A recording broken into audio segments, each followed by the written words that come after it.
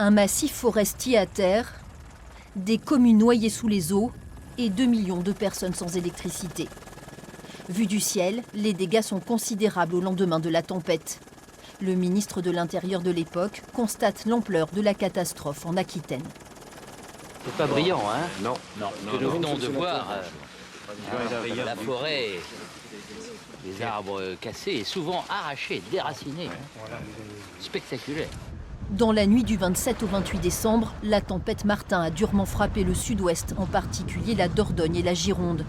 À la pointe du Cap Ferré, sur le bassin d'Arcachon, le vent a atteint 173 km/h. J'ai jamais vu ça, pour l'instant. C'est la première fois. Des rafales puissantes et des pluies torrentielles, associées aux fortes marées, ont fait déborder la Garonne.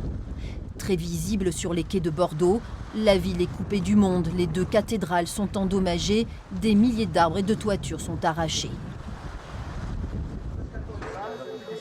À la cellule de crise, les sapeurs-pompiers reçoivent des milliers d'appels et effectuent des centaines d'interventions. C'est l'état d'urgence. Trains bloqués en gare, routes coupées. La presqu'île de la Gironde est totalement inondée. On frôle la catastrophe à la centrale nucléaire du Blayais qui doit stopper ses réacteurs. Le système de refroidissement est hors service. À quelques kilomètres plus loin, à Saint-Sié, les agriculteurs ont tout perdu. Il y avait 160 laitières avec des bâtiments fonctionnels qui étaient prêts à marcher plein pot pour un jeune qui démarrait, quoi. Les sylviculteurs, eux aussi, ont tout perdu. 3 années de récolte de pain maritime balayées en moins de 6 heures.